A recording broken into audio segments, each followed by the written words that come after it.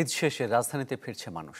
এ বিষয়ে আরো খবর জানাবো। সদরঘাট থেকে সরাসরি যোগ দিচ্ছেন সহকর্মী আহমেদ সোহাগ। সোহাগ, দক্ষিণবঙ্গ থেকে ঢাকায় ফেরা মানুষের উপস্থিতি কেমন দেখছেন এবং তাদের কোনো অভিযোগ নেই তো? মামুন, আপনি যেমনটা জানতে চেয়েছেন, আমরা আসলে সেই ভোর থেকে এখানে অবস্থান করছি।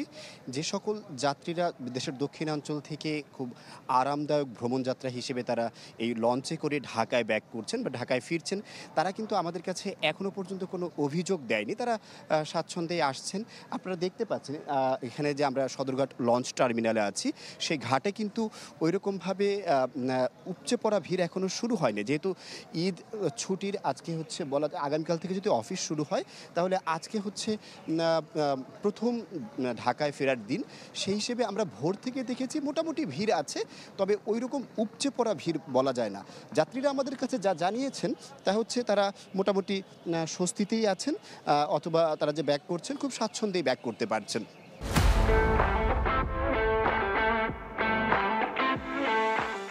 এখানে ফেরার ক্ষেত্রে তাদের কোনো সমস্যা নেই, তারা আমাদেরকে জানিয়েছেন। আমরা কয়েকজন যাত্রীর সাথে কথা বলেছি এবং লঞ্চ কর্তৃপক্ষের সাথেও কথা বলেছি। তারা প্রায় যথাসময় লঞ্চগুলো এখানে এসে ভিড়ছে এবং যাত্রীরা লঞ্চ থেকে তাদের নির্দিষ্ট গন্তব্য যে আছে গন্তব্যে ফিরে যাচ্ছে।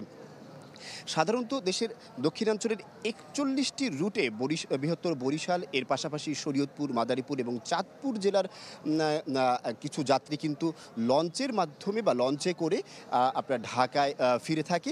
তারা কিন্তু আমাদের কাছে এই জলপথে তাদের যে ফেরার যাত্রা, সেই যাত্রা সম্বন্ধে এই সময়টুকুর মধ্যে স্বাচ্ছন্দ্য জানিয়েছে। সাধারণত আমাদের পদ্মা সেতুটা যে আছে, এই পদ্মা সেতুর কার্যক্রম চালু হওয়ার পর থেকে লঞ্চের যেই আগের যে চিত্র বা সদরঘাট লঞ্চ টার্মিনালের যে আগের যে চিত্র, এখানে সবসময় ঈদের পরবর্তীতে ঢাকায় ফেরা মানুষের যে একটা চাপ থাকতো, সেই চাপ কিন্তু আর ওইরকমভাবে এখানে দেখা যাচ্ছে না। তবে যারাই এখানে ঢাকায় ফিরছেন তারা খুব স্বাচ্ছন্দ্যে ফিরছেন বলে আমাদেরকে জানিয়েছেন। তেমন কোনো অভিযোগ তাদের নেই। মামুন। আপনাকে। ঈদ শেষে রাজধানীতে ফিরছে মানুষ, এ নিয়ে বিস্তারিত জানাচ্ছিলেন সহকর্মী আহমেদ সোহাগ।